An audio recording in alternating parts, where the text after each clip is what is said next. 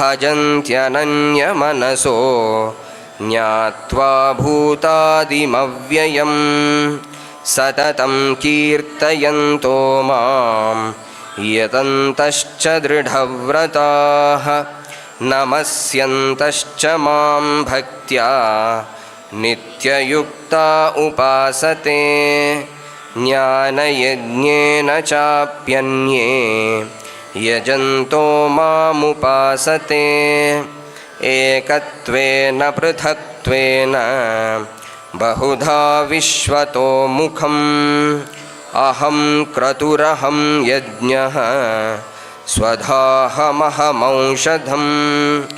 मन्त्रोऽहमहमेवाज्यम् अहमग्निरहं हुतं पिताहमस्य जगतो माता धाता पितामहः वेद्यं पवित्रमोङ्कारः ऋक्सामयजुरेव च गतिर्भर्ता प्रभुः साक्षी निवासः शरणं सुहृत् प्रभवः प्रलयस्थानं निधानं बीजमव्ययं तपाम्यहमहं वर्षं निगृह्णाम्युत्सृजामि च अमृतं चैव मृत्युश्च सदसच्चाहमर्जुन त्रैविद्या मां सोमपापूतपापाः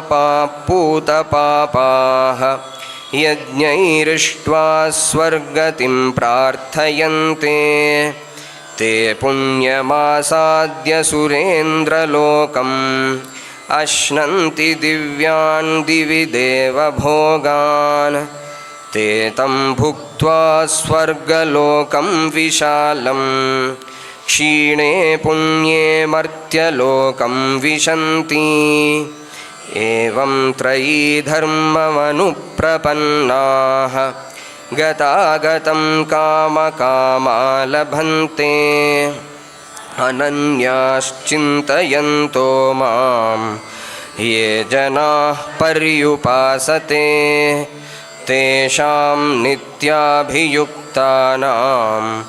योगक्षेमं वहाम्यहम् येऽप्यन्यदेवता भक्ताः यजन्ते श्रद्धयान्विताः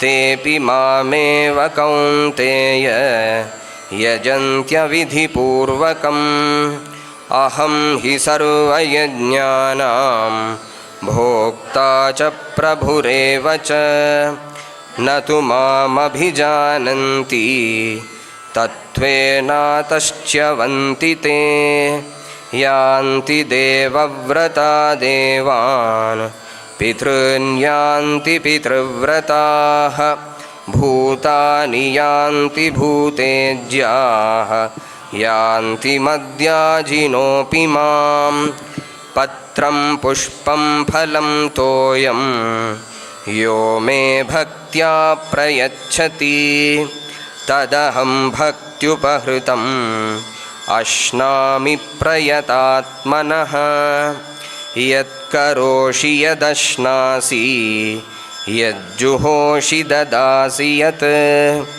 यत्तपस्यसि कौन्तेय तत्कुरुष्व मदर्पणम् शुभाशुभफलैरेवं मोक्ष्यसे कर्मबन्धनैः सन्न्यासयोगयुक्तात्मा विमुक्तो मामुपैष्यसि समोऽहं सर्वभूतेषु न मे द्वेष्योऽस्ति न प्रियः ये भजन्ति तु मां भक्त्या मयि ते तेषु चाप्यहम् अपि चेत् सुदुराचारो भजते मामनन्यभाक् साधुरेव समन्तव्यः सम्यग्व्यवसितो हि सः क्षिप्रं भवति धर्मात्मा शश्वच्छान्तिं निगच्छति कौन्तेय प्रतिजानीहि न मे भक्तः प्रणश्यति मां हि पार्थव्यपाश्रित्य येऽपि स्युः पापयोनयः स्त्रियो वैश्यास्तथा शूद्राः तेऽपि यान्ति परां गतिं किं पुनर्ब्राह्मणाः पुण्याः भक्ता राजर्षयस्तथा अनित्यमसुखं लोकम् इमं प्राप्य भजस्व मां मन्मना भव मद्भक्तो मद्याजी मां नमस्कुरु मामे वैष्यसि युक्त्वैवम् आत्मानं मत्परायणः। ॐ तत्सत् इति श्रीमद्भगवद्गीतासु उपनिषत्सु ब्रह्मविद्यायां योगशास्त्रे श्रीकृष्णार्जुनसंवादे राजविद्या राजगुह्ययोगो नाम नवमोऽध्यायः।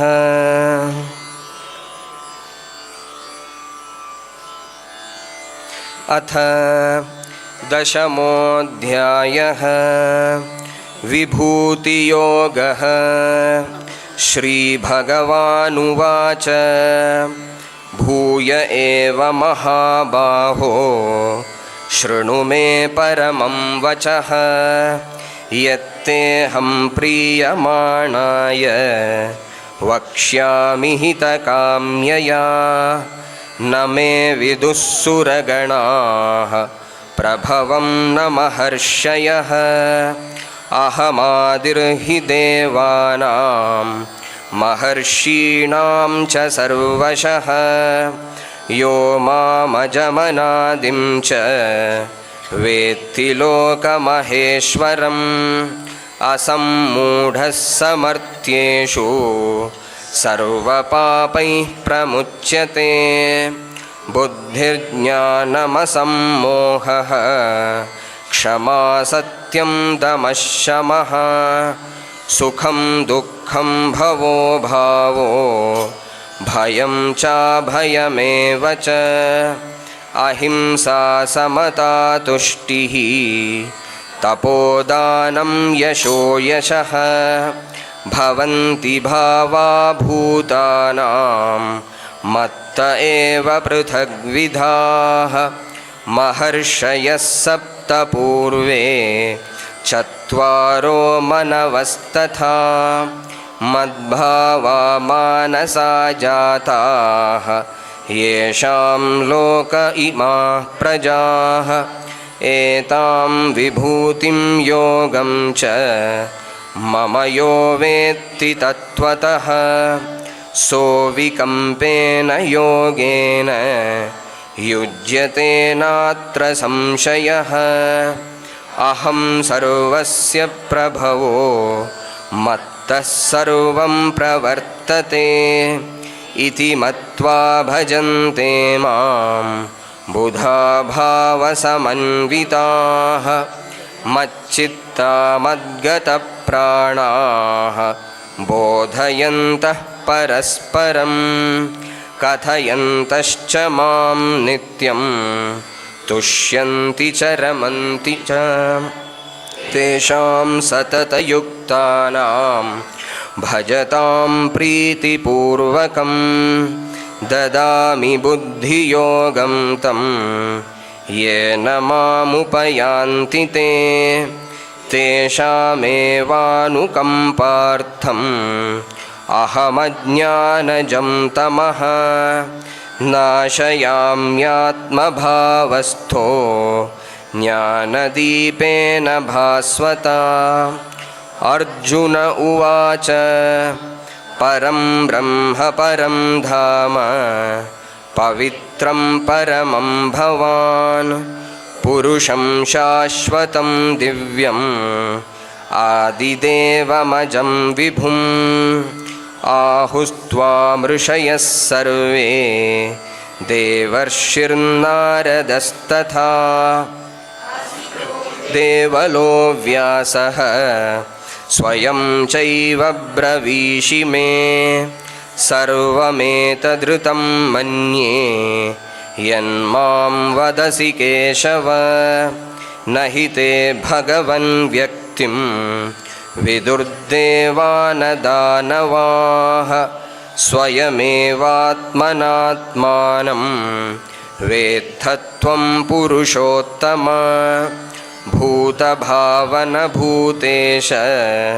देवदेव जगत्पते वक्तुमर्हस्य शेषेण दिव्या ह्यात्मविभूतयः याभिर्विभूतिभिर्लोकान् इमांस्त्वं व्याप्य तिष्ठसि कथं विद्यामहं योगिं त्वां सदा परिचिन्तयन् केषु केषु च भावेषु चिन्त्योऽसि भगवन्मया विस्तरेणात्मनो योगं विभूतिं च जनार्दन भूयः कथय तृप्तिर्हि शृण्वतो नास्ति मे मृतम्। श्रीभगवानुवाच हन्त ते कथयिष्यामि दिव्या ह्यात्मविभूतयः प्राधान्यतः कुरु श्रेष्ठ नास्त्यन्तो विस्तरस्य मे अहमात्मा गुडाकेश सर्वभूताशयस्थितः अहमादिश्च मध्यं च भूतानामन्त एव च आदित्यानामहं विष्णुः ज्योतिषां रविरंशुमान् मरीचिर्मरुतामस्मि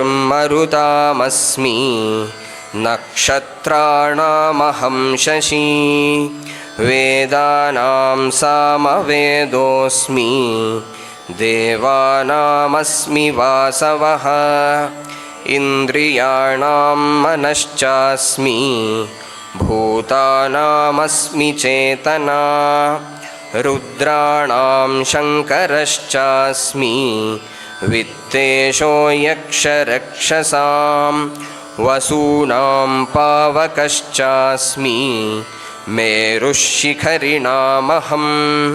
पुरोधसां च मुख्यं मां विद्धि पार्थ बृहस्पतिं सेनानीनामहं स्कन्दः सरसामस्मि सागरः महर्षीणां भृगुरहं गिरामस्म्येकमक्षरं यज्ञानां जपयज्ञोऽस्मि स्थावराणां हिमालयः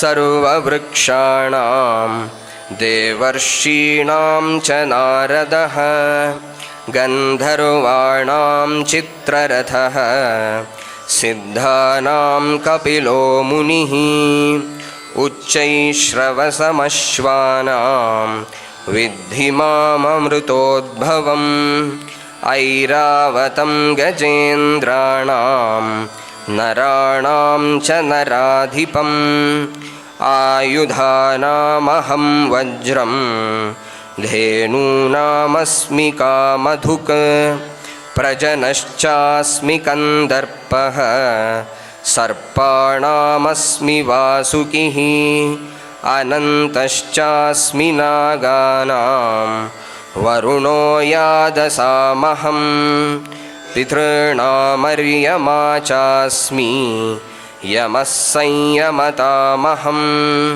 प्रह्लादश्चास्मि दैत्यानां कालः कलयतामहं मृगाणां च मृगेन्द्रोऽहं वैनतेयश्च पक्षिणां पवनः पवतामस्मि रामः शस्त्रभृतामहं झषाणां मकरश्चास्मि स्रोतसामस्मि जाह्नवी सर्गाणामादिरन्तश्च मध्यं चैवाहमर्जुन अध्यात्मविद्या विद्यानां वादः प्रवदतामहम् अक्षराणामकारोऽस्मि द्वन्द्वः सामासिकस्य च अहमेवाक्षयः कालो धाताहं विश्वतो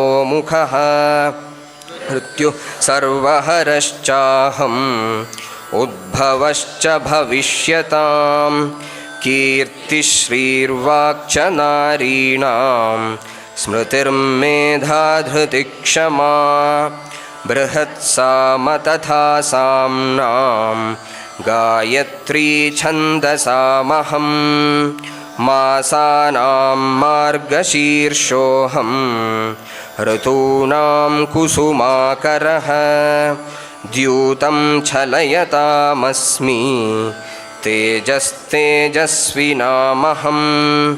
जयोऽस्मि व्यवसायोऽस्मि सत्त्वं सत्त्ववतामहं वृष्णीनां वासुदेवोऽस्मि पाण्डवानां धनञ्जयः मुनीनामप्यहं व्यासः कवीनामुशना कविः दण्डो दमयतामस्मि नीतिरस्मि जिगीषतां मौनं चैवास्मि गुह्यानां ज्ञानं ज्ञानवतामहं यच्चापि सर्वभूतानां बीजं तदहमर्जुन न तदस्ति विना यत् स्यात् मया भूतं चराचरं नान्तोऽस्ति मम दिव्यानां विभूतीनां परन्तप एष तोद्देशतः प्रोक्तो विभूतेर्विस्तरो मया यद्यद्विभूतिमत्सत्त्वं श्रीमदूर्जितमेव वा तत्तदेवावगच्छत्वं मम तेजोंशसम्भवम् अथवा बहुनैतेन किं ज्ञातेन तवार्जुन विष्टभ्याहमिदं कृत्स्नम् एकांशेन स्थितो जगत् ॐ तत्सत् इति श्रीमद्भगवद्गीतासु उपनिषत्सु ब्रह्मविद्यायां योगशास्त्रे श्रीकृष्णार्जुनसंवादे विभूतियोगो नाम 10मोऽध्यायः।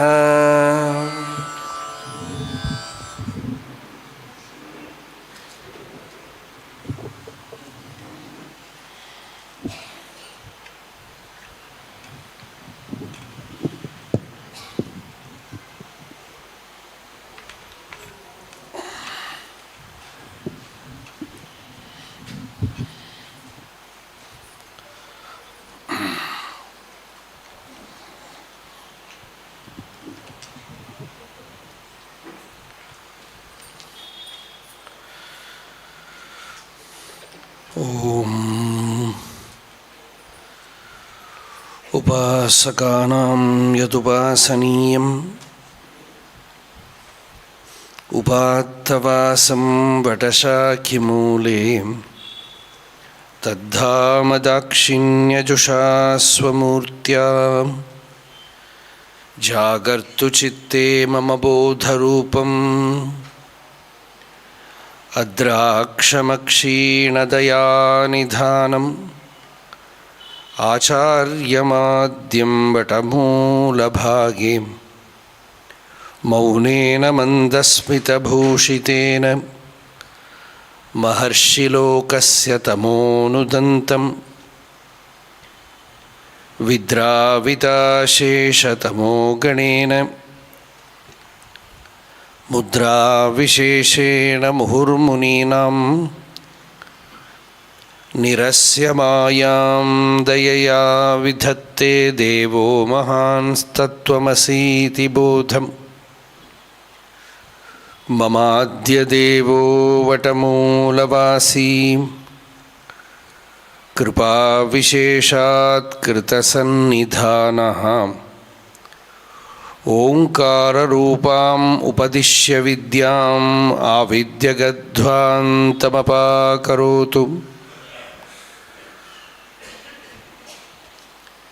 ಶ್ರುತ್ಯರ್ಥಗೋಚರಂ ವಂದೇ ವಾಚ್ಯಾರ್ಥನಾಮಗೋಚರಂ.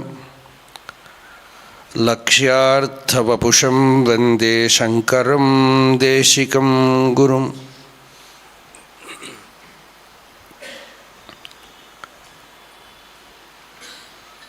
ಅಪಾರ ಸಚ್ಚಿತ್ಸುಖವಾರಿರಾಶೇಃ ಯಸ್ಯೋರ್ಮಿಮಾತ್ರಂ ಭುವನಂ ಸಮಸ್ತಂ ಗುಹಾಹಿತಂ ತಂ ರಮಣಂ ಗಭೀರಂ ಚಿಂತಾಭೀನಂ ಹೃದಿ ಚಿಂತಯಾಮಿ.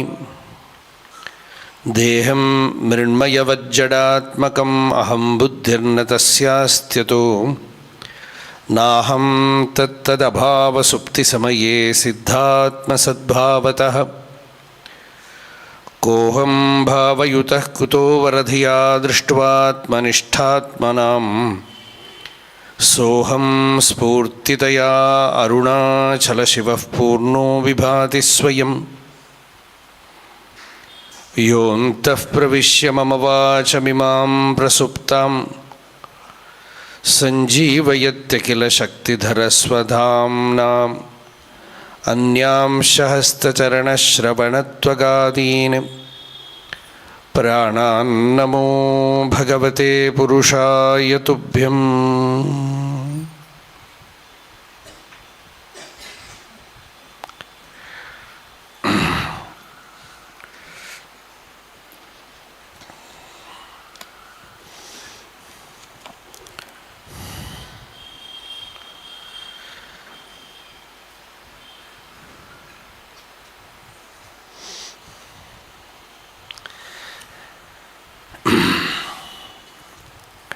Yesterday we saw one of the most important shlokas in Bhagavad Gita. Brahmarpanam Brahmahavihi Brahmagno Brahmanahutam Brahmaiva tena gantavyam Brahmakarma-samadhina. This is the main shlokam. Along with that, various yajnas are being spoken. So there is one question about that. Yesterday you spoke about Brahma Yajna only. Brahma Yajna. Only when a person is absolutely desireless, his karma can become a yajna. But why should it be so? Even karma performed with desire also can be transformed as yajna. Is it not so?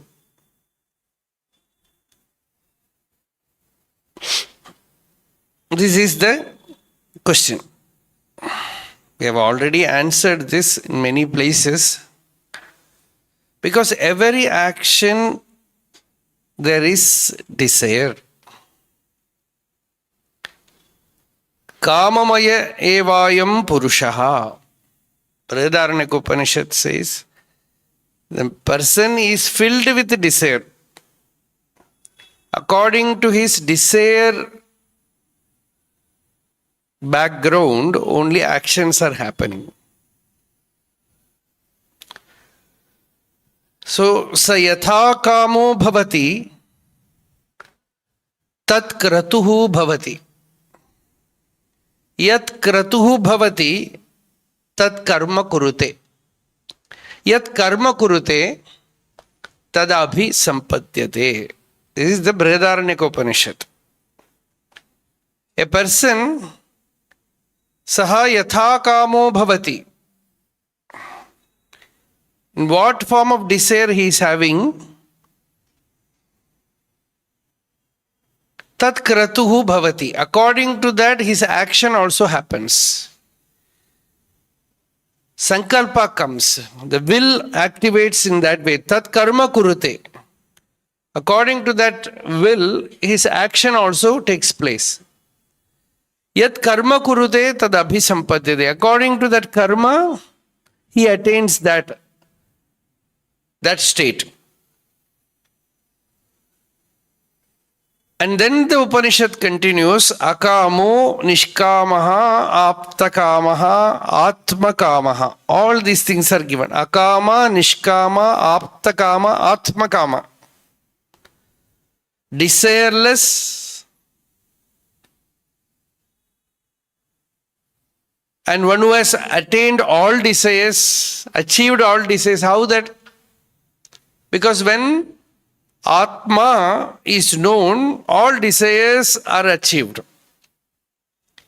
You desire for Sukham, and Sukham is in Atma. It appears as if I love my husband, I love my wife, I love my children, I love my wealth. But everything is lovable for the sake of the self. Atmanastu kamaya sarvam priyam bhavati. Na patyuhu kamaya patihi priyo bhavati. All these statements in the Upanishads are like explosives. Maitreyi Yajnavalkya Samvada, there Yajnavalkya says, Na patyuhu kamaya patihi priyo bhavati. Husband is not dear because he is husband, because he is my husband. It is for the self. Na jayayai kamaya jaya priya bhavati. Not for wife, but my wife. Atmanastu kamaya jaya priya bhavati. Na putranam kamaya putraha priya bhavanti. Children are not dear for themselves, but they are my children. Like that, everything. Atmanastu kamaya sarvam priyam bhavati. So when you have attained the Atma Jnana, or when your desire is turned towards Atma Jnana, when you become absolutely desireless, then what happens? When you desire something, something happens. When you think, I want a chapel, I want a chapel. And you own that chapel. So many days you have desired that chapel. And you own that slippers. You bring that slipper to Ram Mandir.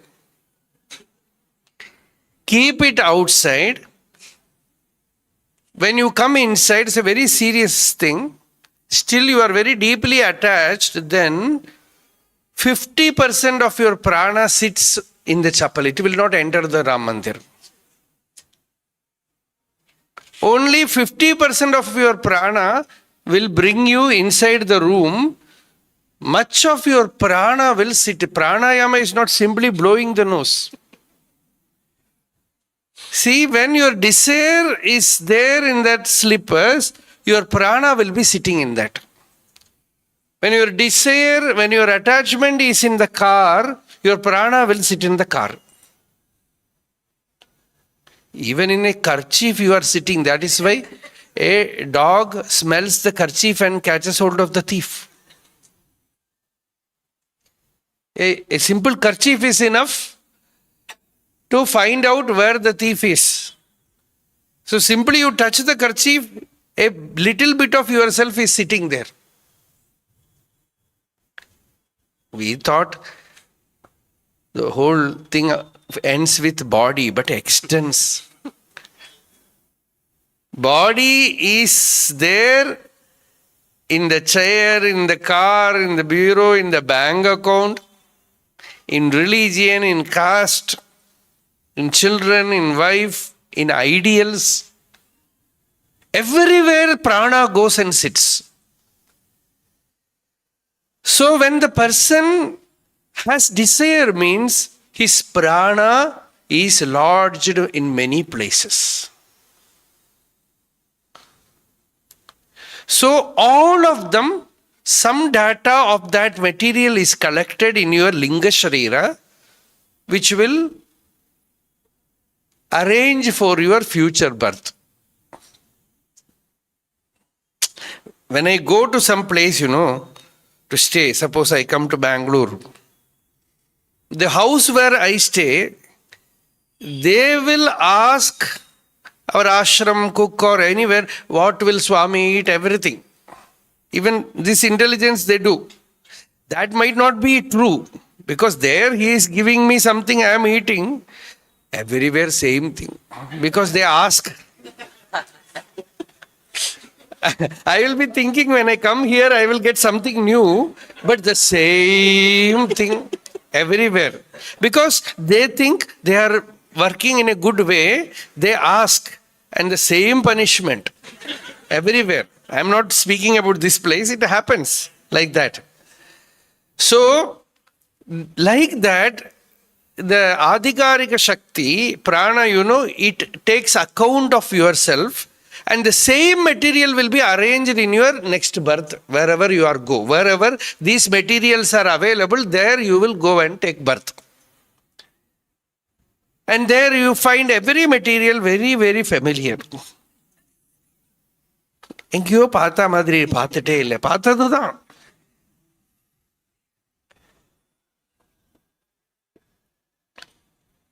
So these things, all these places, the prana gets scattered. Prana means what? Our life energy. It gets scattered. So akamo nishkamaha aptakamaha atmakamaha na tasya pranaha utkramanti brahmaivassan brahmapyeti. The Upanishad says, when the person becomes absolutely desireless, his prana sits in himself. This is real pranayama. Natasya pranaha utkramanti. His life energy, his precious wealth is safely deposited in the heart reserve bank. No more it goes here, there, scattered everywhere. Knowing this, the person has to do sadhana. Otherwise, the real pranayama will not happen. Samyama, we call it samyama. Means completely withdrawing. It is a very, very refreshing, very vitalizing, very energizing sadhana, but little by little, bit by bit only we can do. That is why Bhagavan said, Shanaihi, Shanaihi. This renunciation is gradual. And the ultimate renunciation is instantaneous. But this practicing of renunciation itself is tapasya. Practicing of renunciation itself is pranayama, samyama. So when you do that, mind becomes very pleasant. That is this Brahma Yajna. So when you have desire and do some action, your prana is already gone there.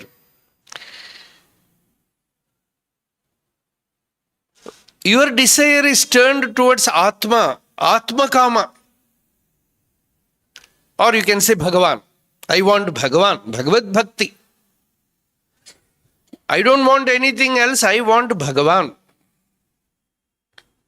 Bhagavad Bhakti. So you hold to Bhagavan, and all your activities, prana, everything is offered to Bhagavan. Where is Bhagavan? Ishvara Sarvabhutanam Hriddeshe Arjuna Tishtati. Bhagavan is in your own heart, so you are offering everything to him in your own heart. So that becomes a true yajna. Yajna purifies the person. Yajna vitalizes the person. Maha yajnaischa brahmiyam kriyate tanuhu. by various kind of yajnas, slowly the mind is purified, the body is purified. How will the body get purified? The body will get purified by desirelessness only. Because when more and more selfish desires flow in the body, it everywhere blocks the prana. When you fulfill one desire, you see very free. Why? It is not because you fulfilled the desire, because the desire is over. So if you are desireless absolutely, then how much joy you will have, how much lightness you will have, how much freedom you will have. So every desire blocks the prana, the flow of prana gets affected, and there will not be real freedom. So this Brahmarpanam, all karma becomes Bhagavadarpana, Bhagavadarpita. Whatever you do, you offer it to me. That is what Krishna says. Manmana bhava, madbhaktaha, madhyaji, mam namaskuru. Everything is for me. For me, what? What is this me? You imagine Krishna, who was here about thousands and thousands of years back. No, Bhagavan says, Aham Atma Gudhakesha Sarva Bhutashaya Sthitaha. I am your Atma. I am yourself. I am the true self inside you.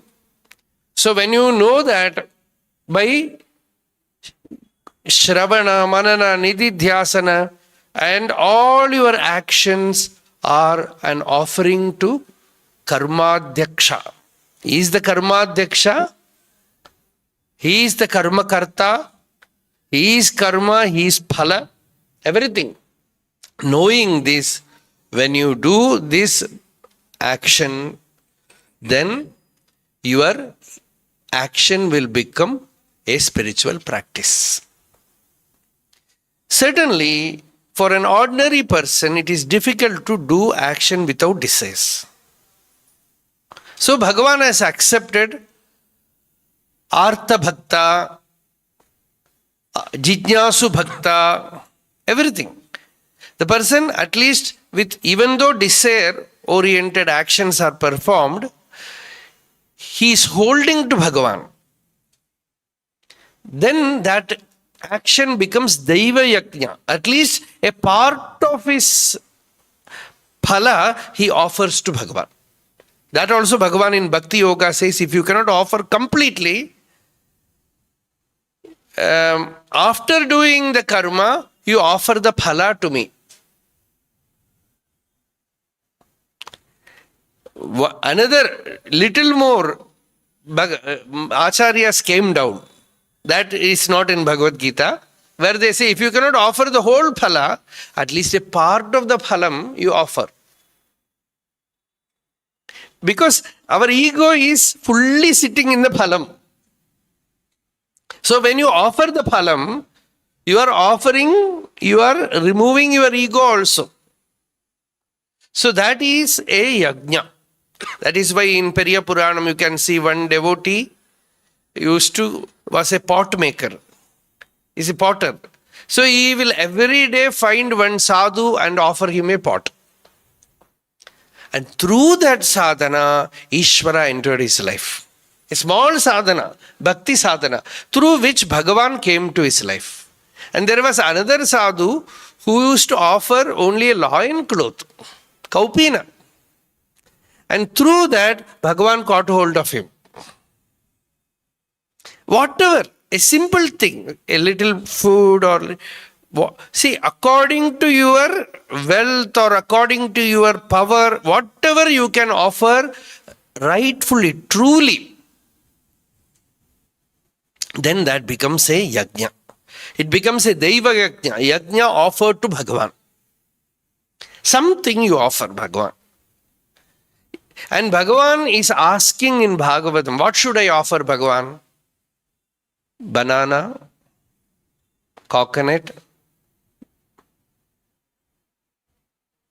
கோவிலுக்குன்னா ஒரு பழம், நமக்கு சாப்பிட்றதுக்கு வர பழம். Yadyad ishtatamam loke yacha atipriyamatmanah tat nivedayet mahyam tadanantyaya kalpyate. Bhagavan said, whatever is very dear to you, that is very difficult. Whatever is very dear to you, yacha atipriyamatmanah tat nivedayet, that you offer. And what happens? That very moment, infinitude happens. Ananta bhava. Because this desire is keeping you limited. The moment you offer it, limitlessness comes. How will you offer? You can offer to Bhagavan. You can offer to someone who is deserving that, considering that he is Bhagavan. Kapila Bhagavan says in Bhagavata, Atamam sarvabhuteshu bhutatmanam kritalayam arhayet danamanabhyam maitriya abhinnena chakshusha. Very beautiful shloka.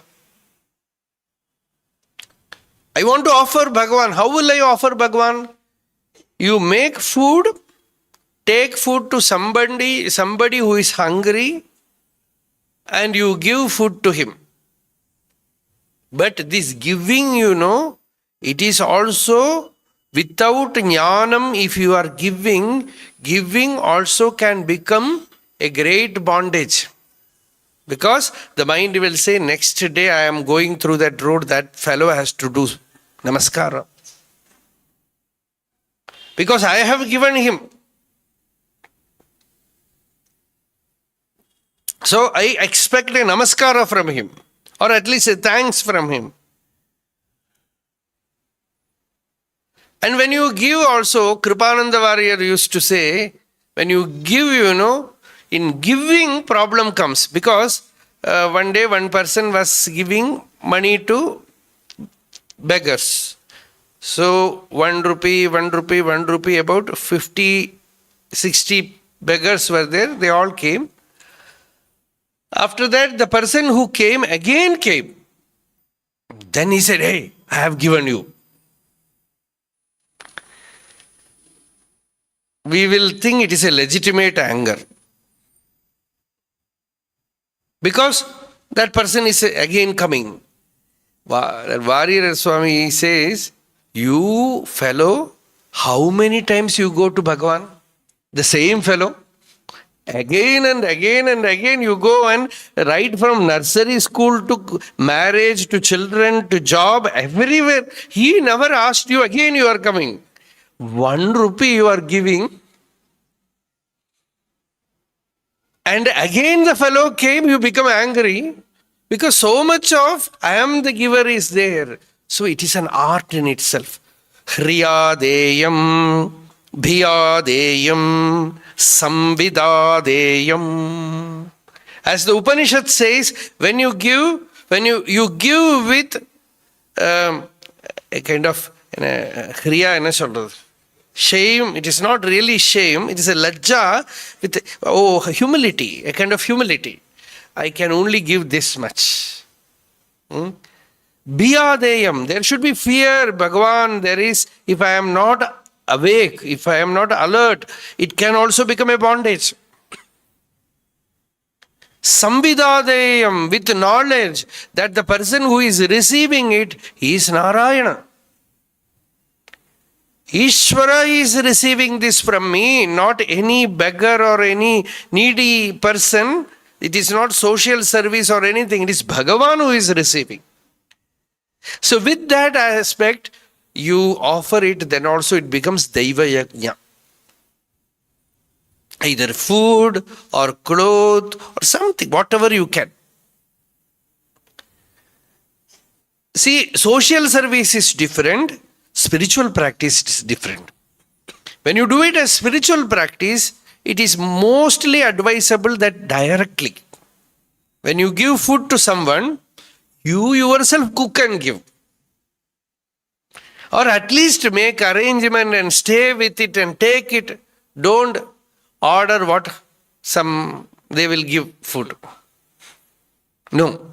you will not have the spiritual experience because you are doing a upasana. So when you are doing that upasana, it is not like unknowingly giving. Knowingly you have to give. You have to see the Antaryami there. And you should have that feeling of Antaryamitva. You are very looking at him as Bhagavan will purify him also. That is why in our Vaidika karmas, the method is kept alive. Like you give something, after giving it, oh, you have received from me, saying this, do a pradakshana, namaskara, and then give a dakshina. Because he has received, he was great enough to receive it from you. So with that aspect, with that attitude, you give some dakshina and do namaskara there. So this then becomes, it has to become a spiritual practice. Our Shraddha karma, everything is a kind of yajna only. You make the Brahmin sit there, look at him as Mahavishnu.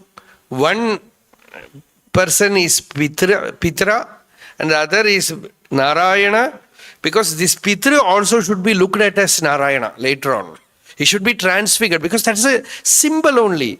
You consider my father, my father, my father, and slowly you change that attitude because you are not doing yajna for the deceased person.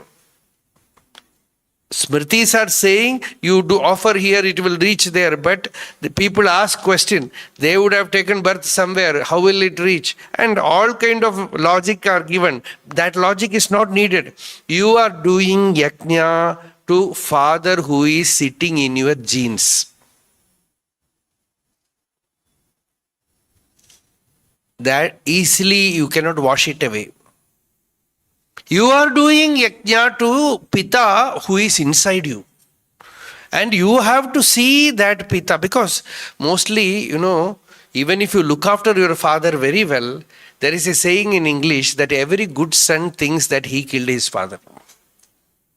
This is a saying. Because however well you look after, you will feel, I have not done enough, I have not done enough. This conscience prick will be there. So that is why, to purify the person, the rishis were great manasastrajnas. Slowly, slowly you do this karma and see your father as Bhagavan. Your father, this is the only way you can clean. Seeing as Narayana is the way to release, renounce.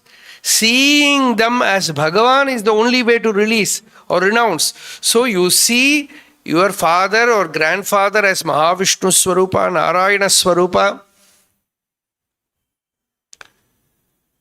This is the jnana way of doing it. If you want to do Shraddha karma etc. in the smarta way, these days you cannot do. Because the Smritis, they prescribe so many lakshanas for a Brahmin you should call. You should have studied this Veda. He should not have, even physical also, Samudrika Lakshana also should be like this. Even a squint eye should not be there. You should not have any diabetes or any problem. And he should be Pankti Pavana. When he comes and sits, your house should be purified. Nobody exists like that. And one person even said to me, I will not do all these things because I know these fellows, they are all not even a normal human being culture they have. I told him, okay, at least they are gracious enough to come to you. Otherwise, what will you do? They do not have any other way to live. See, the secret is you have to give to person who deserves it. Deserves it means what? He wants it. In Thiruvannamalai we said something was stolen. Some devotee was having that pain. Then suddenly I felt and I told that the greatest dana, greatest goodness happens when somebody steals something from you. Because when you give, sometimes they might not be needing that. Many things people come and give. See, so much fruits are coming to me. I should become a fruit merchant. No other way. What will I do? So this is all not needed so much. So we can distribute something we have to do. But when a thief comes and steals, he certainly needs it. So if you feel happy about it, it is a great yajna. Steya yajna. In Narayaniyam, Bhattadri says Steya yoga. Like that. It is a Steya yajna. Because he needs it, that is why he took it. Very good. You should be very grateful to him that he was gracious enough to visit my house or somewhere and took my money. In last Janma, perhaps I owed him. Everything is over. Whatever way you find peace. Regain the balance. That is yajna. Regain the balance. And be happy about it. Because he deserves it very much. So too when Shraddha, they come, whatever may be, apichet suduracharaha. Don't look at their character, what they are doing. You will not be able to do dhanam if you look at like that. Look at them like that. Look at them by upadi parityagena atma darshanam. Yesterday we saw. What is yajna means? How to do yajna? Whatever may be the person's character or body or mind, give it up and see only the divine inside. It is not that easy. You should have constant thinking about it, contemplation, meditation on this idea, and once in a while you will be successful. And if you can be successful in one place, that vasana will be, it will sprout inside. Anatma vasana jalaihi tirobhuta atma vasana. Nityatma nishtaya tesham nashe bhati swayam sputa. This anatma vasana should be removed by atma vasana. Bhakti vasana. Bhakti eshana. Bhagavata calls it eshana. Putreshana, Vitteshana, Lokeshana, we know. Bhagavata calls bhakti should become a uru eshana. It becomes very powerful eshana. As you have attachment to your son, as you have attachment to money, as you have attachment to your wife, as you have attachment to your house, so much attachment you have towards Krishna or Rama or Shiva, Bhagavan, then naturally whatever you do will become Daiva Yajna. The offering will be very, very natural. So, Daivameva pare yajnam yoginah paryupasate. This Daiva Yajna is very, very beautiful. So, that is something which everybody can do. A little bit something you offer. Whatever you can, you offer. Like Shabari gave something to Rama, like that. This yajna, but when you offer to whoever you are giving, have this knowledge, samvidadeyam, have this knowledge, you are not giving to any person. You are giving to Bhagavan inside him. You are giving to Ishvara. With that bhava, with Ishvara buddhi, you offer, it becomes Daiva Yajnam. So many yogis, they do Daiva Yajna. Daivameva apare yajnam yoginaha pari upasate. Nalavam. Daivameva apare yajnam yoginah pari upasate. Brahmagnau apare yajnam yajnenaiva upajuhvati. That we have already seen. This Brahma Yajna. Now, we have to remember we are doing a spiritual practice, yoga abhyasa. We are not doing any ritual. We are doing a yoga abhyasa. So, now, the first step for yoga abhyasa is all the sensory operation must be purified. through the senses only, world enters the mind. In Bhagavata, Ekadasha Skanda, Hamsa Upakyana, the Sanakadi sages also ask Bhagavan how to be peaceful when we are active in the world. Because objects come inside and the mind goes outside. Both mixed together, how to separate? Like milk and water, they are mixed. That is why Bhagavan appears as Hamsa. Because Hamsa is well known to have that power to separate milk from water. It drinks only the milk. Like that, the world is Mishra of Chaitanya and Jada. Chit Jada Sharira. That is what Vishishtadvaitis say. Yeah? Chidachit Sharira. Chidachit Sharira. Chit and Achit. That mixture is the world. Advaiti says, no Achit. Only Chit exists.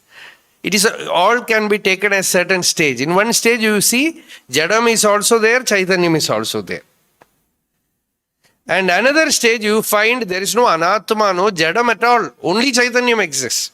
There the person is absolutely free. So, in this stage, senses are active. You cannot close the senses. Close the eyes, close ears, close nose, close mouth.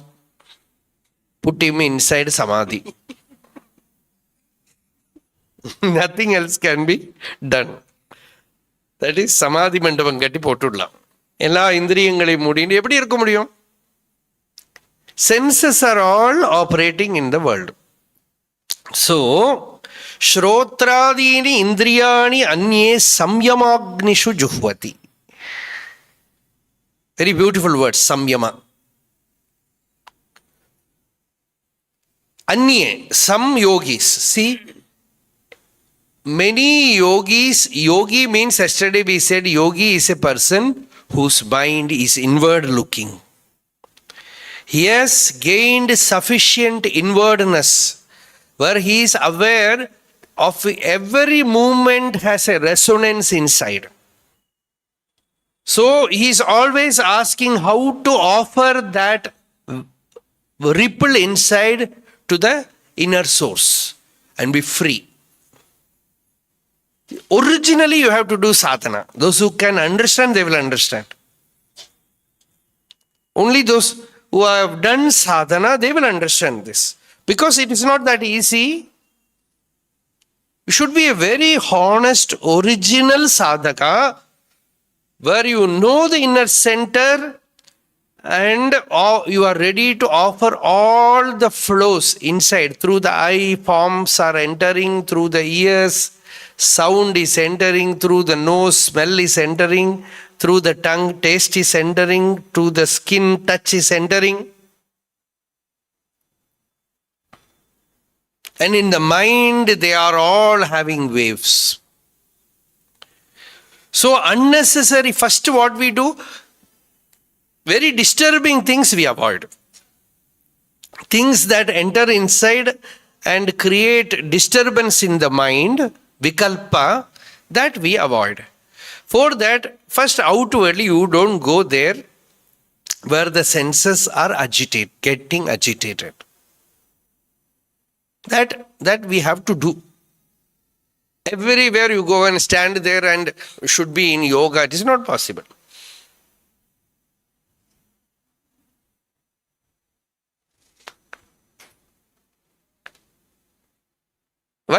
First of all, why should you go there? An intelligent person, when he doesn't want something, he just walks away from there. So many things, when you find that they are harmful to you, you should be intelligent enough to outwardly give it up or move away from that, because Atmarthe Prithivim Tejet. It's a great statement in Mahabharata. Vidura says, if a son or a person is harmful to the family, renounce him. If a family is harmful to a village, renounce that family. If a village is harmful to the town or country, renounce that village. Saying this, and Vidura goes like this, and at last you know what he says: if the world is harmful to Atma, renounce the world. Because somehow Atma Palanam Yuktatamam. The greatest thing that you have to do is Samrakshana of Atma.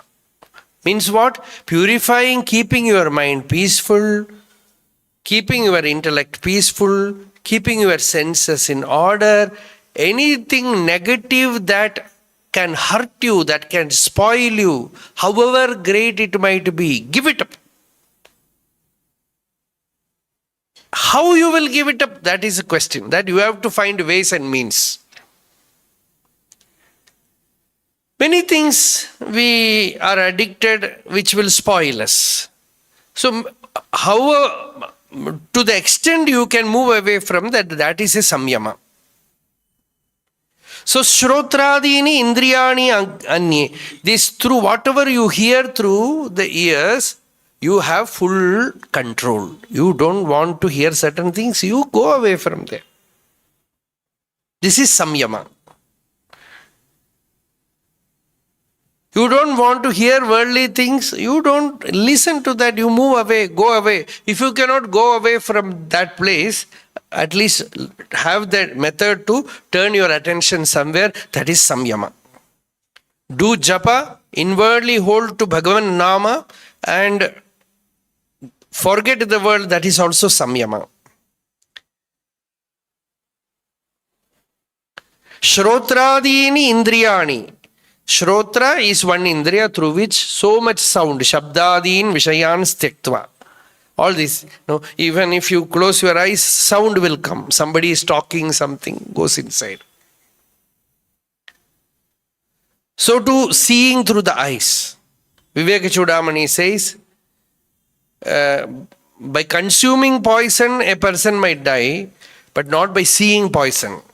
But there are certain objects which you see for many, many births you are going to take again and die. You will get corrupted. So this is samyama of the eyes. A person has true discrimination, he decides whether this is harmful to me, I don't want it. Move away. That is what we said yesterday, you take charge of yourself. Be compassionate to yourself, not to others. So many janmas, mercilessly we have tortured ourselves. Now at least your intellect is your divine mother. Buddhir bhavani prati deha geham. So Buddhi is Bhavani. She is telling you, be compassionate to yourself, take charge of yourself, collect yourself, whatever is harmful, mercilessly avoid it. Move away from it, because all these connections in the world are temporary. Your connection to yourself is eternal, and your connection to mind is at least more permanent than outer connections. So the mind should be kept peaceful, shanta. So don't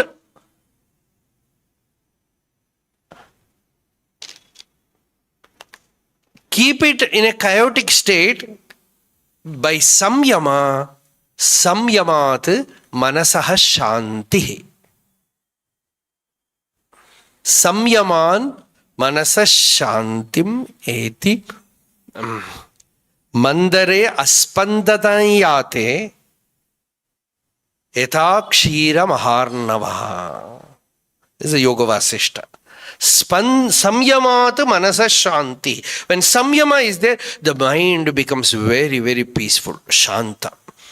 So, whatever you have to see, whatever you have to, and eat, we are finding that difficulty. What should I eat? Certain things are harmful, we know, but still. போட்டு வைப்போம் உள்ள சும்மா all that goes inside and disturbs me. Because of annam, the person takes again and again birth. There is one shloka that.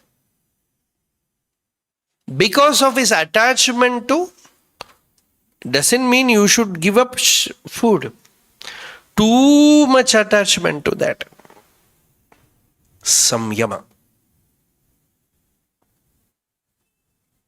How much you should eat, how you should do good to yourself, not to others, at least there. If you do good to yourself, you will do good to others. So, annam, seeing, hearing, eating, touching, everywhere there is samyama. When you control, when you hold, a fire arises. Have you observed it? When you say no, there is a fire. And that fire is called tapa. That is called tapas. Why austerity is called tapas? When you say no to yourself, there is fire. And that fire is tapa. So samyama is a fire. By samyama, the tapas arises, happens. Thus, they offer whatever the senses bring in, they offer in the samyama agni. Then, shabdadin vishayananye indriyagnishu juhvati. That is little more mystical. We will just read these verses. Ade vaicho. Shrotraadinindriyanyanye श्रोत्रादीनीन्द्रियाण्यन्ये samyamagnishu juhvati संयमाग्निषु जुह्वति shabdadin vishayananye शब्दादीन् विषयानन्ये indriyagnishu juhvati. इन्द्रियाग्निषु जुह्वति. The next is a higher type of yajna. An arudha yogi, a yogi who has already awakened. We already said is antarmukha sufficiently. One who has already risen to the plane of inner illumination alone can do this yoga. What does he do?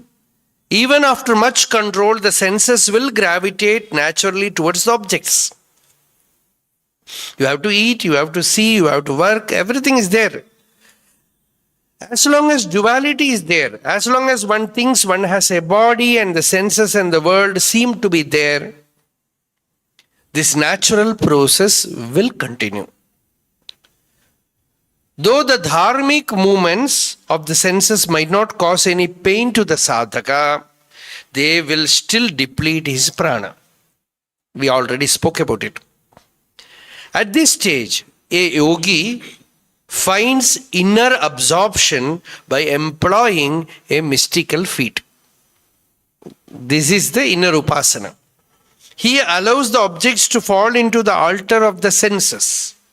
That is why we do pranahuti. Pranaya swaha, panaya swaha, like that. So it's a symbol, but only when the real dhyana happens, we will get the effect.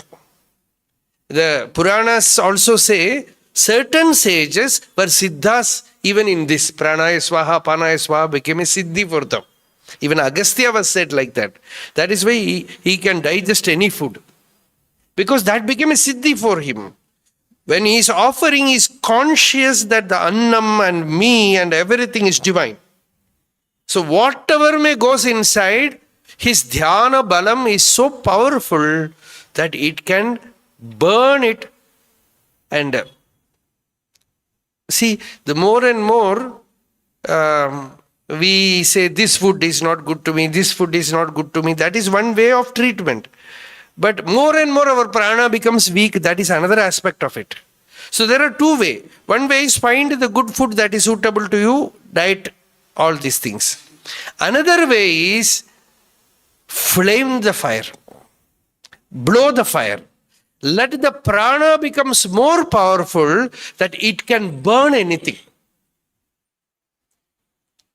And how is it possible? That is what the Agastya story goes. Like this Vatapi and Ilvala, even when that Vatapi entered, he just burnt him. Finished. Certain people have naturally that kind of digestive power. They can eat anything. People have eaten many things. Sometimes they eat tubulite. You have heard it? One person ate a aircraft. You can check, go and check the Google.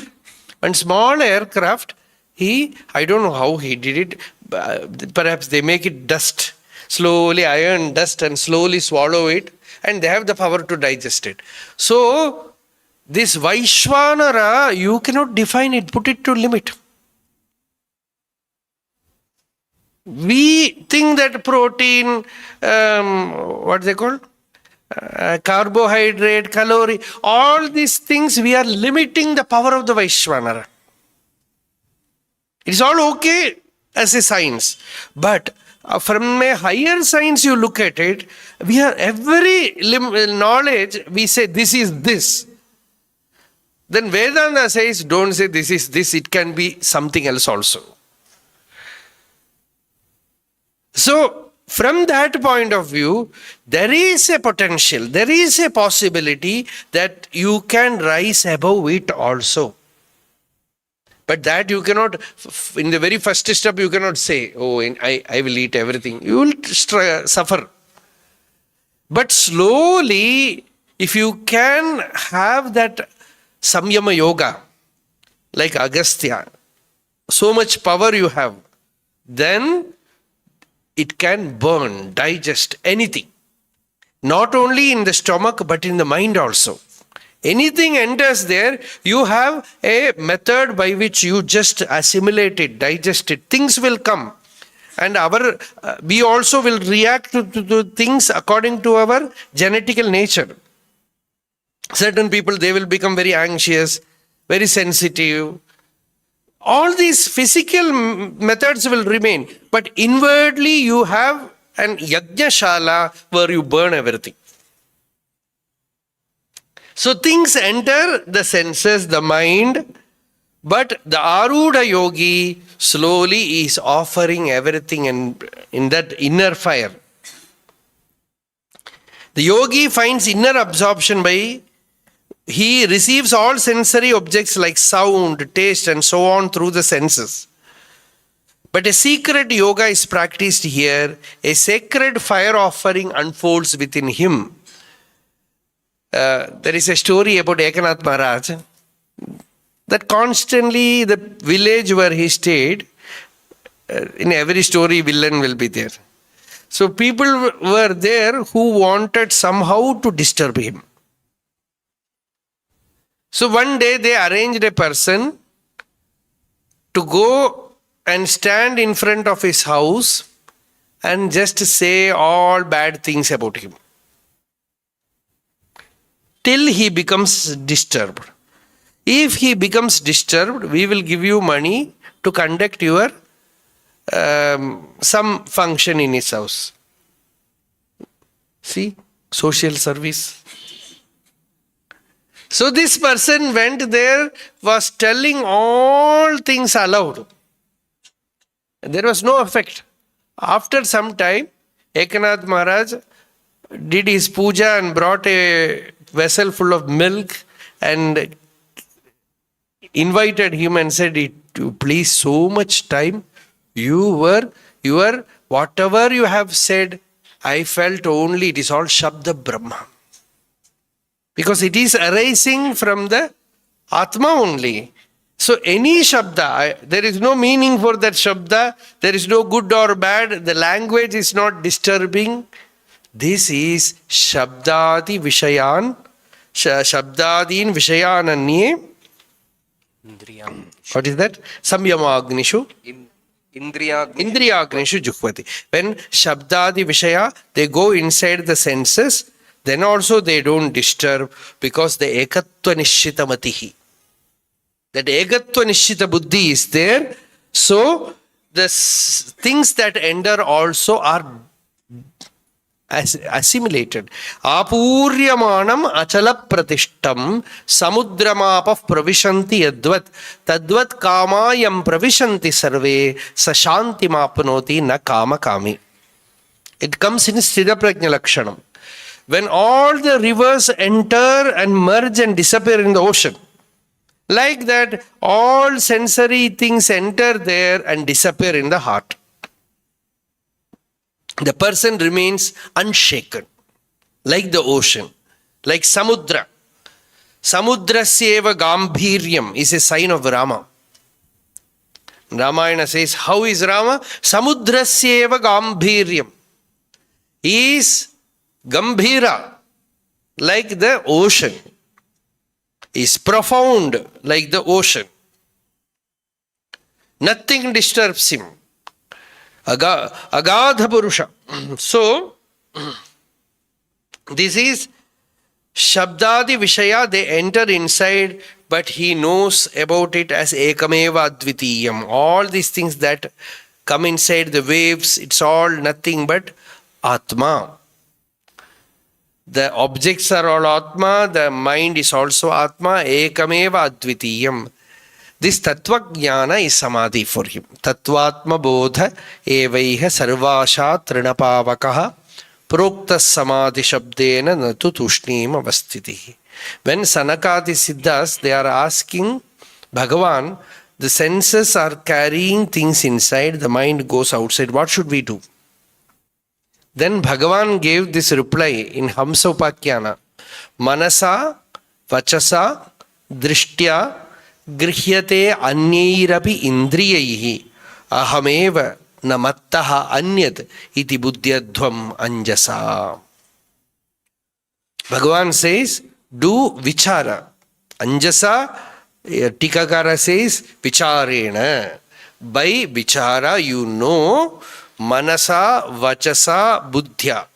By through the mind, through the senses, through sound, through sight, through touch, whatever comes inside, ahameva. Bhagavan says it is all me, it is all Bhagavan. Ahameva, namattaha anyad, nothing exists other than Bhagavan. Thus you come to conviction. Thus you balance, bring every movement to equilibrium, to oneness. This is the Upadesha given to Sanaka, Sanandana, Sanatana, Sanat Kumara.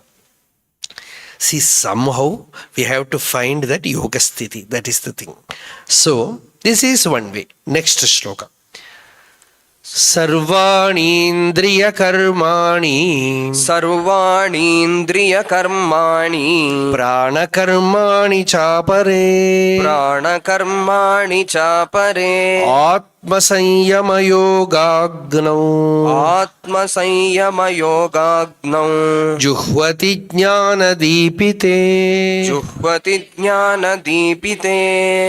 Michael Sarvani Indriya Karmani, all the sensory operations, seeing, hearing, everything. And Prana Karmani. Prana Karma is what? Everything. Like hunger, thirst.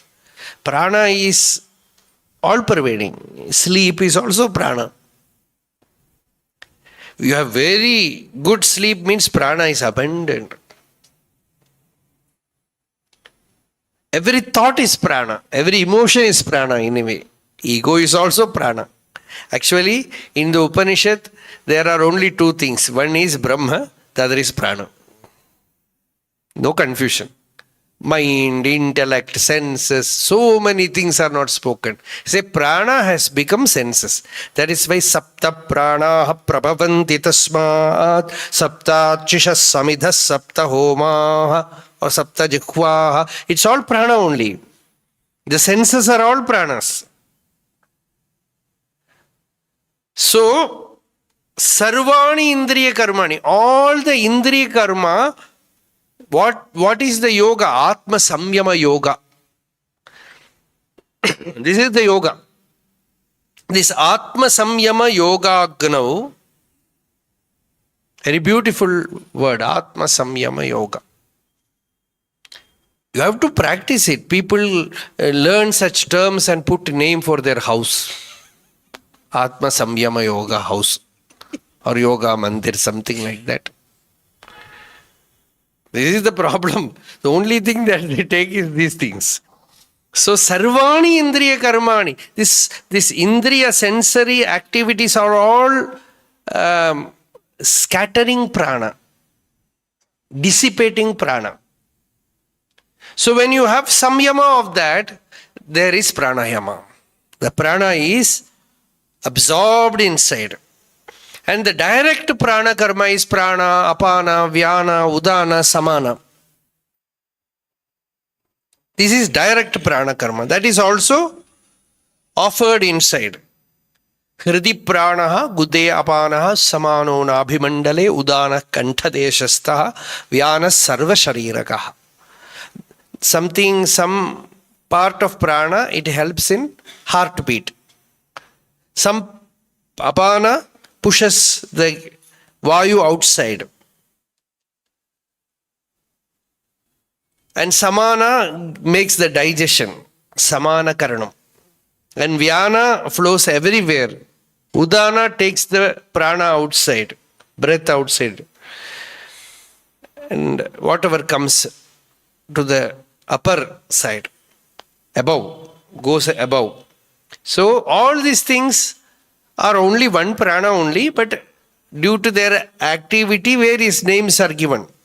So all these prana karma are all disciplined, and that yogi becomes a Atma samyama yogi.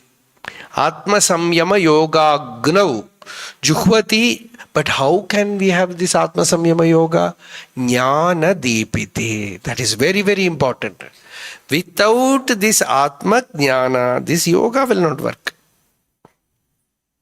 It will be simply a mechanical thing.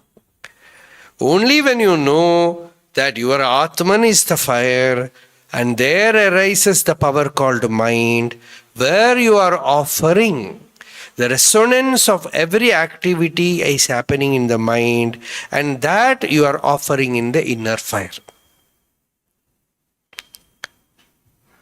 This is Rahastarpana, as Lalita Sahasranama puts it. The secret yoga of offering in the heart. When the person is doing this, Jnana Deepa is offering in the Jnana Agni inside.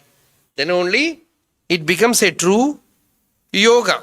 There is a perfect process of withdrawal, pratyahara, whereby form is offered to the eye is offered to the mind to the heart, and heart to the immortal self Brahman. This is called Nyasa. Actually, this is Nikshepartha Nyasa. Vedas speak this. Agnirme vachishritaha vag hridaye hridayam mayi aham amrite amritam brahmani.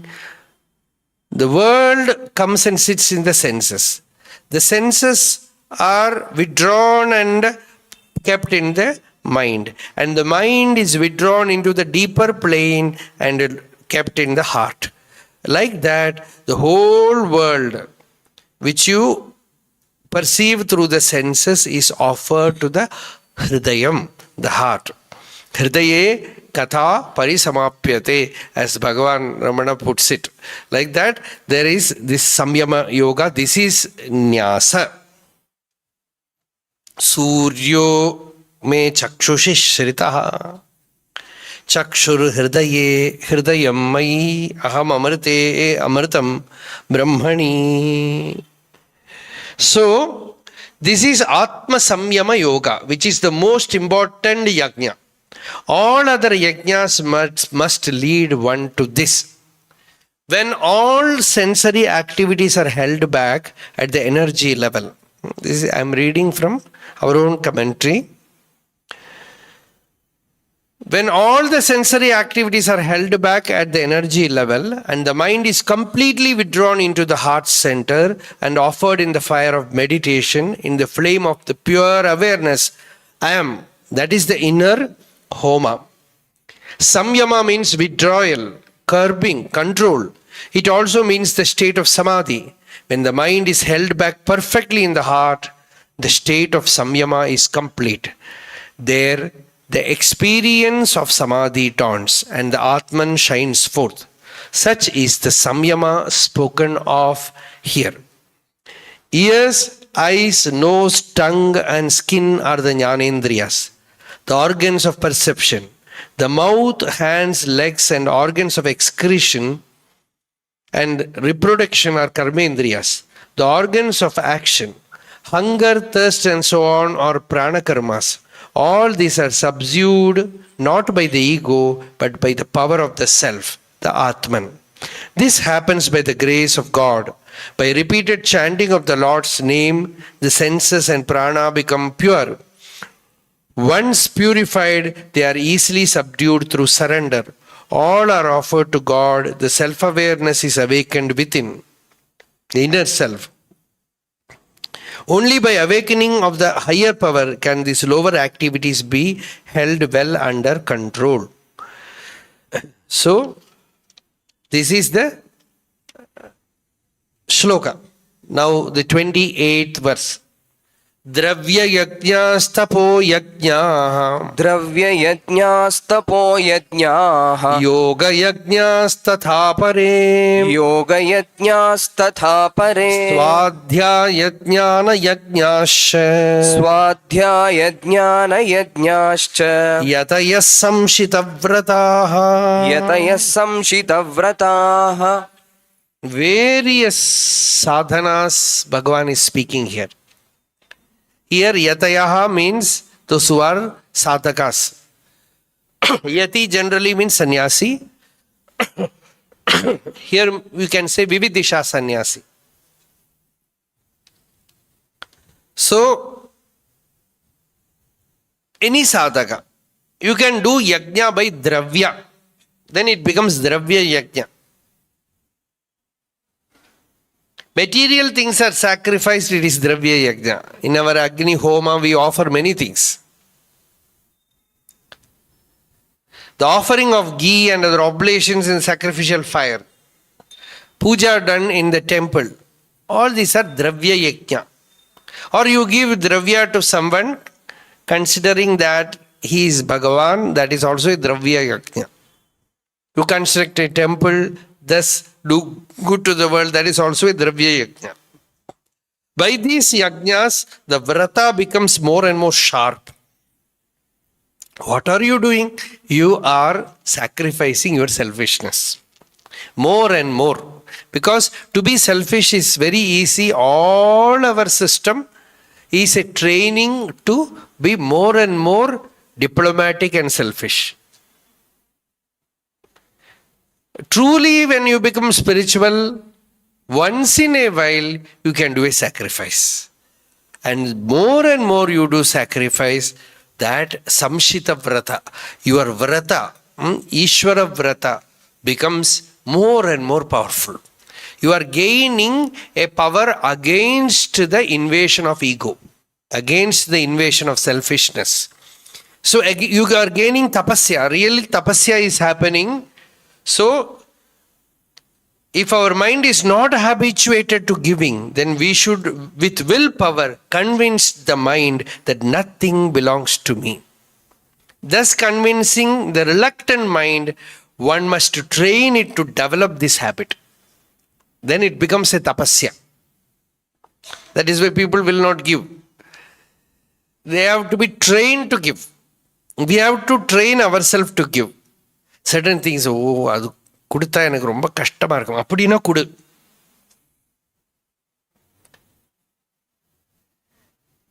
You are not attached to something you give, it's not that great. Something you are deeply attached and you are ready to give it. Then it becomes a true yajna.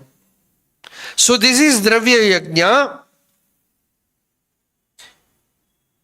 When a person considers that every dravya is Bhagavan, it doesn't belong to me, it is all Bhagavan's.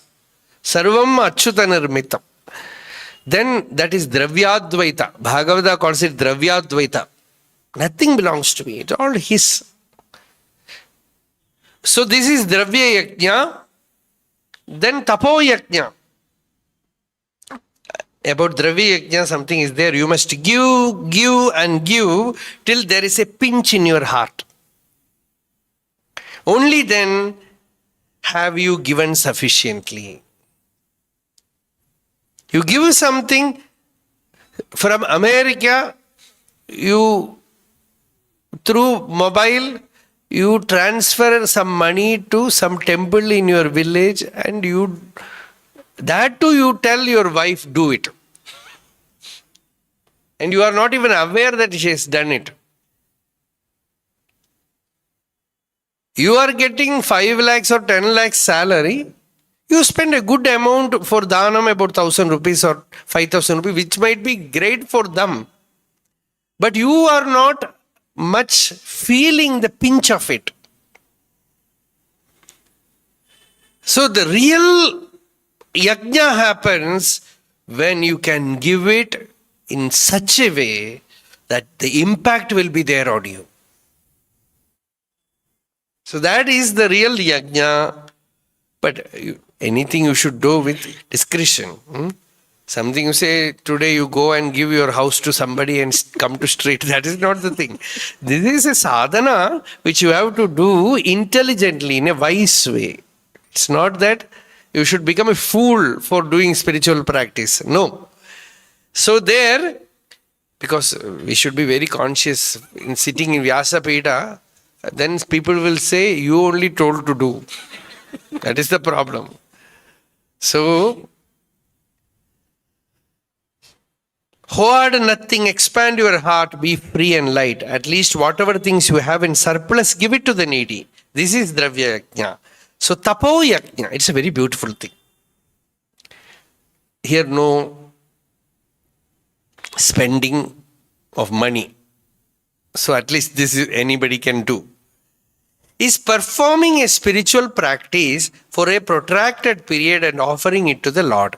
That is real offering. Every day you decide, today I will do 50,000 Nama Japa. Thus I will do for 48 days. And offer it to Bhagavan. Then 49th day again start. Offer it to Bhagavan. It is 50,000, 25,000, 10,000, 5,000, whatever it. I am telling, because your Nama has 24 aksharas like Gayatri, and every day 50,000 is not possible. No, Swami has told, then you sit and don't again wake up. Sometimes too much honesty without intelligence also create problems. So mantra, if it is small, you can chant 50,000. 2 letter, you can chant. Or 25,000. So big mantra, you should find how much. So every day, whatever you can, you spend at least 2 hours for doing some tapas, some japa. And then offer that. That is truly yours because you have worked and offering. Yellabhase nija karmopatam vittam. Like that, this is the real vittam. You have done some tapas and that tapas you are offering to Bhagavan. You are doing some upavasa and that you are offering to Bhagavan. That is tapo yajna. It is a small, see all these small spiritual practices makes the person powerful enough to gain the higher wisdom.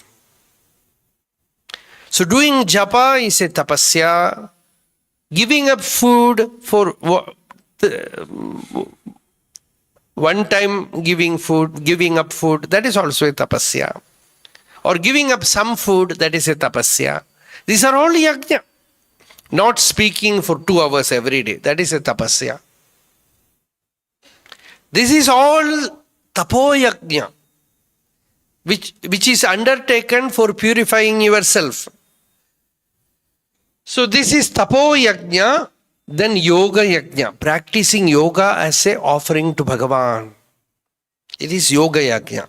Yoga you are not doing simply for physical well-being. Now, sometimes yoga goes to that extent, it becomes vulgarized. Only for business. Not like that. It is also taken as a spiritual practice. It is done as a spiritual practice to purify the person, to awaken the inner power, to refine the body, mind, nervous system, prana, everything. Great yoga teachers, some of them, they say, they feel very sad how people are without any knowledge of the prana or yoga vidya, they are doing yoga business simply as exercise. Then it will not become a yoga yajna. When yoga is done as a Bhagavat bhakti, as an abhyasa, you consider, first of all, most of these people, they don't even consider yoga as a spiritual practice. They think it is a good exercise. Acrobatics. First, yoga comes from Patanjali, it comes from Narayana, it comes from Adishesha. The source is very divine. And every yoga, Ishvara is doing yoga, Nataraja Shiva is doing yoga. Like that, the bhava is there. And your yoga practice is your spiritual practice. And you offer that yoga abhyasa to Bhagavan. And when yoga becomes spiritual, you have yama and niyama, then yoga becomes spiritual. Ahimsa, satyam, asteyam, brahmacharyam, aparigraham, shaucha, santosha, tapas, svadhyaya, ishvara, pranidhana. All this background is there, and the person is aware of the inner current, that is prana. With that he is doing outer hada yoga also. Then the yoga also becomes, generally when we say yoga, karma yoga is yoga, pranayama is yoga, chitta vritti nirodha is yoga. So yoga here means actually Raja Yoga, chitta vritti nirodha yoga. So that yoga becomes a yoga yajna. A person practicing meditation daily alone in a corner of his house is also doing a yajna. His meditation emanates silence and healing vibrations all around. And if he does it as an offering to the Lord, his meditation itself becomes a yoga yajna. It can also be a karma yoga. It's a great, good thing that you can do to the world. Now, studying scriptures such as Bhagavad Gita or the Bhagavata every day is an excellent spiritual practice. That is Swadhyaya Yajna. It is Swadhyaya Yajna. Swadhyayo Deva Pavitram Swadhyayam Adhite Tapayeva tat tapyate tapohi swadhyaya. The Veda says tapohi swadhyaya. Swadhyaya, every day you study the scripture. We know certain Mahatmas who have attained that state only through swadhyaya. Their main tapas is swadhyaya. Constantly living with some scriptures, reading them. Wherever they go, they will have the book in their hand. Their very reading of the book will be a swadhyaya, will be a tapas. Meditation. They will not look this side or that side. I know certain good scholars, even for Vishnu Sahasranama, they will keep book. And one of the person whom I know, they asked him, why are you keeping book for Vishnu? So that I will not look here or there. Every akshara I will look. Others will consider I do not know Vishnu Sahasranama by heart. Let them consider. Doesn't matter. So Swadhyaya is a yajna. You look at the book, you read the book, wherever you go, you carry Bhagavad Gita or the Upanishad or the Bhagavata or Shankaracharya's some granthas. You go on reading it, doing manana, doing parayana. That is every day. Some sadhakas, every day they will complete Bhagavad Gita from morning to 2 hours or 1.5 hours or 2 hours, 2.5 hours, enough. Complete Bhagavad Gita. Parayana, 700 verses every day. So that purifies Deva Pavitram. Tadhi tapaha, Taittiriya Upanishad. Swadhyaya eveti nako maudgalyaha. One sage, Rishi says, Swadhyaya itself is a tapas.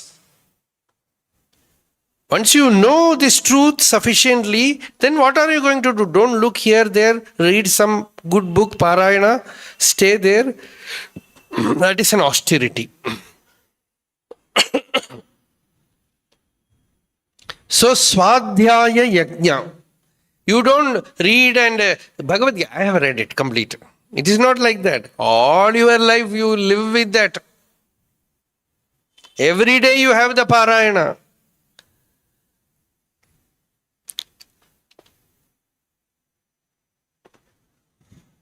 Or a person goes to a master and Shravana Manana, he does. That is also Swadhyaya.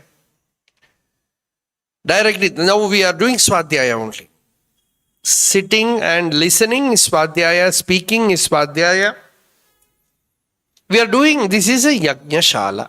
It's a true Yajna. This is Swadhyaya Yajna. This is a Tapasya that we are doing. Swadhyaya Jnana Yajna. This is Jnana Yajna also.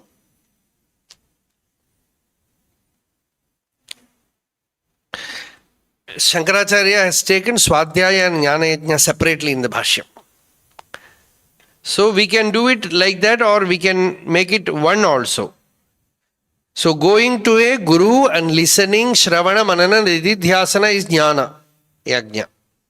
And like this, imparting the knowledge, Swadhyaya Pravachane. Swadhyaya and Pravachana. Swadhyaya Pravachanabhyam ma pramadaha.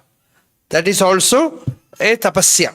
All the great Mahatmas like Valmiki Rishi, he was also doing the tapaswadhyaya niratam, tapasvi vagvitamvaram. What was he doing inside the forest? Tapaswadhyaya nirataha. So Swadhyaya is a tapas, it is a yajna. So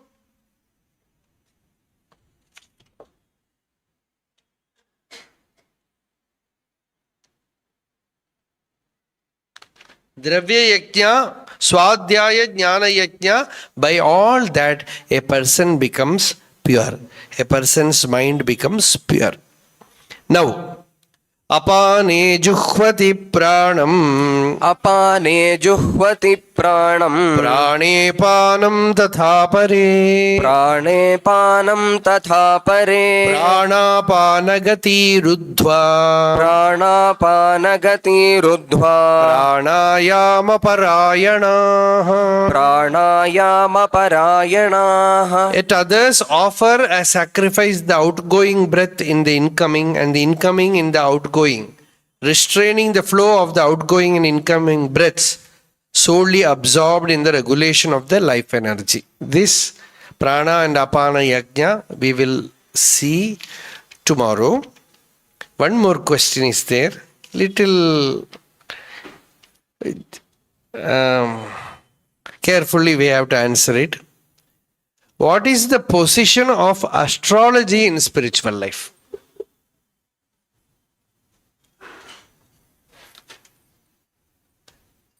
Astrology of whom?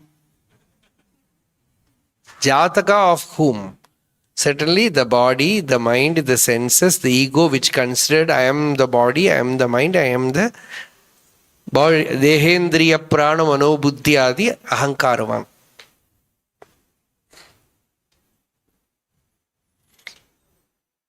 Such a thing we are not concerned in Vedanta Satsang. Astrology as a Shastra is one of the Anga for Veda. Shiksha, Kalpam, Vyakaranam, Niruktam, Chandaha, Jyotisham.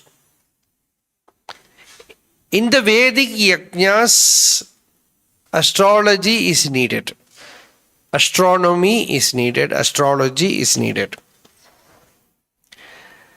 And an astrologer, I have seen very, very saintly astrologers who are also great upasakas. Through astrology, they take many people to spiritual life. Sometimes looking at this Jataka, they will find the person has difficult days. They will say, don't fear. Everything good will happen. The person sometimes will be an astika, not doing any spiritual practice. The astrologer, if say something, they will obey. So certain people have Shraddha in certain places. So he will say, do this japa. And this puja every day you do, he will do very faithfully because he is not afraid of Narayana or Shiva, he is afraid of Shani.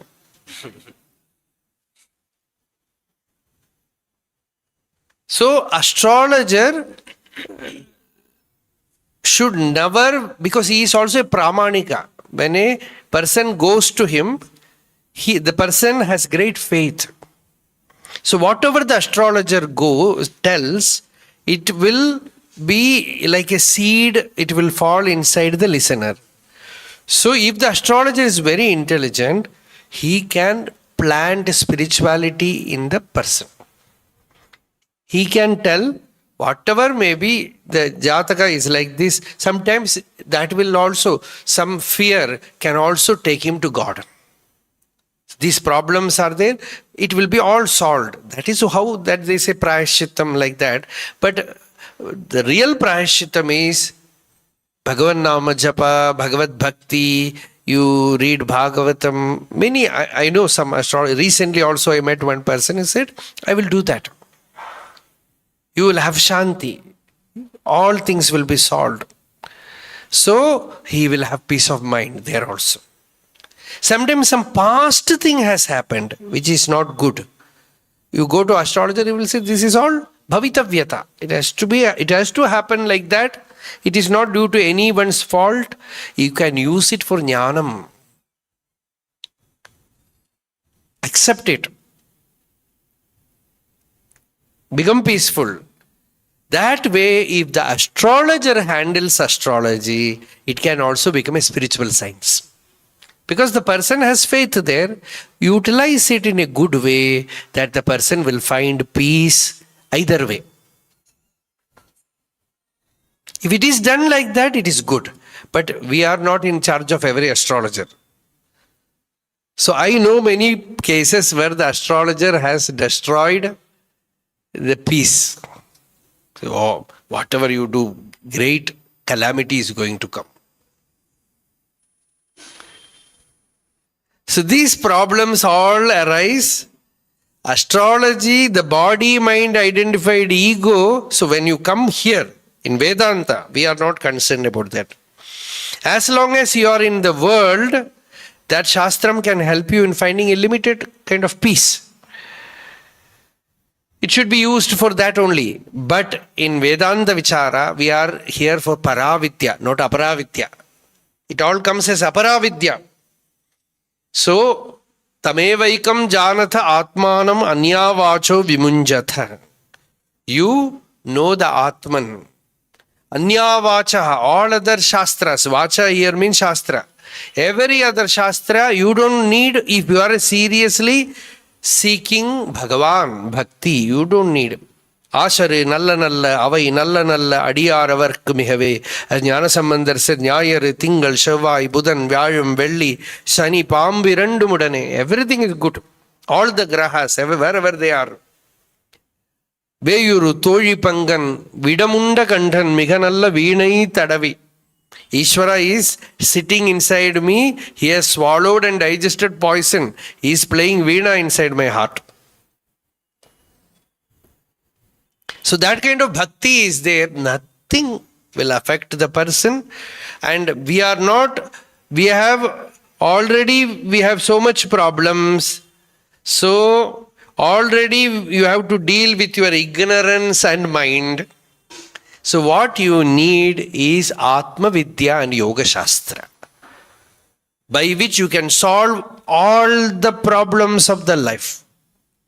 In Bhagavad Gita, Krishna says, Paurusham Nrishu, I am the willpower inside the person.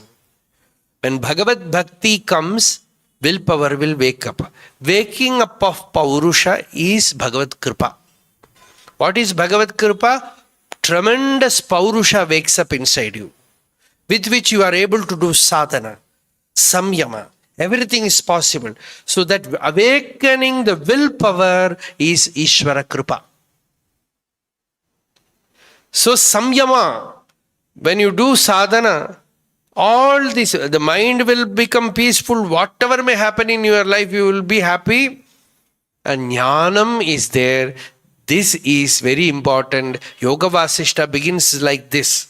The Upadesha of Vasishta, first Upadesha is Sarvada, always. Sarvameveha, everything. Samsare, in the world. Raghunandana, hey Rama. Sarvada sarvameveha samsare raghunandana samyak prayuktat sarvena paurushat samavapyate. A very well employed paurusha, shastriya paurusha, that is continuing, the Shastra says, by shastriya paurusha, by Gurupadesha, Shastropadesha, well employed will, whatever you want you can achieve. You can do benefit, auspiciousness you can bring in your life by immense willpower, and the willpower is not yours. It is Ishvara Kripa, Icha Shakti, Jnana Shakti, Kripa, Kriya Shakti, Kripa Shakti is also true. So it is the real Shakti. When that Shakti wakes up, you can do great good to you. When such a intelligence is there, the person can use astrology also in an auspicious way. Any Shastra, if the person who is handling it is not wise, can become dangerous. It can destroy your confidence. What is the use? You go there, your confidence in life is gone. Future, all problem, nothing can be done. Then go and commit suicide. That will be the end. So, astrology is also a Veda Anga. So, when the person handling astrology is a Daivajna, is a Upasaka, he will know how to handle it. So, for him, that is also a Satsanga. Recently, a devotee was an astrologer also, who was doing Satsanga also. He said, I only want to do Satsanga, I don't want astrology. I said, it is a good way of doing Satsanga. Don't give up astrology. When devotees come to you, use it as Satsanga. Through astrology, make them do Nama Japa. Through astrology, let their faith be blown more towards Bhagavan. Through astrology, purify their life. That is very easily possible than Satsanga, because here so much faith is not there. There we think, oh, this chart is like this, so I will have faith. So that also can be a prakriya for Atmodharana, making your life spiritual. We will continue tomorrow morning. Arunachala Shiva, Arunachala Shiva, Arunachala Shiva, Arunachala, Arunachala Shiva, Arunachala Shiva, Arunachala Shiva, Arunachala. Yato mama atma bhavasi tvameva, tato na vachyam mama kinchidasti yathata veshtam kurumam tathaiva, tvam atmanatham ramanam bhajami. जय भगवद्गीते कृष्ण हृदय जाते, जय जय हरिगीते जननि वंदनम। जय भगवद्गीते कृष्ण हृदय जाते, जय जय हरिगीते जननि वंदनम। जयाद्य वैद्य गीते विषाद रोग भाजे, प्रदत्त सर्वतापहारि दिव्य भेषजे।